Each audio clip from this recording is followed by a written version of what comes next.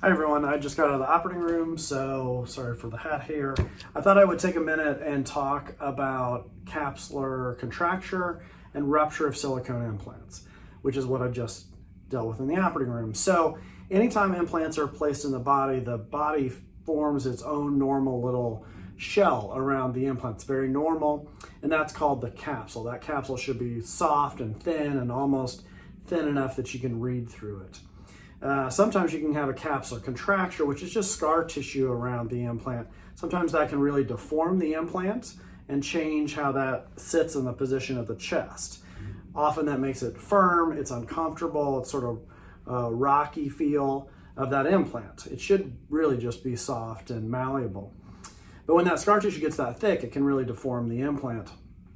That plus wear and tear or years of the implant can actually lead to a rupture of the implant. And that rupture can either be within the capsule that your body has formed, meaning an intracapsular rupture, or then if it gets so bad or is neglected for a period of time, then it can actually rupture through the scar tissue that your body has formed around it. So the implant has its own normal little shell, your body has formed a capsule around it, and so it can have several stages of rupture. Rupture out of its own shell within the capsule, intracapsular, or then out of the capsule that your body has formed called an extracapsular rupture.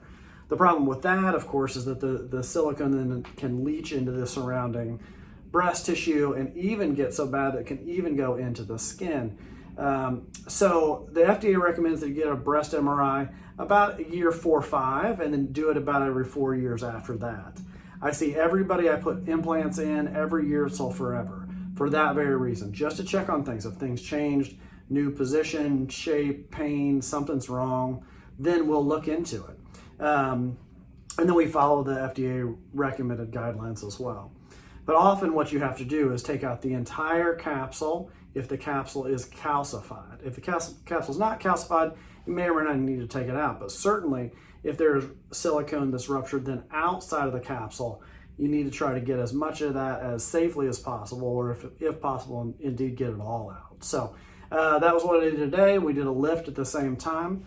So I thought I'd just take a half second and talk about capsular contracture and ruptures. Have a great day.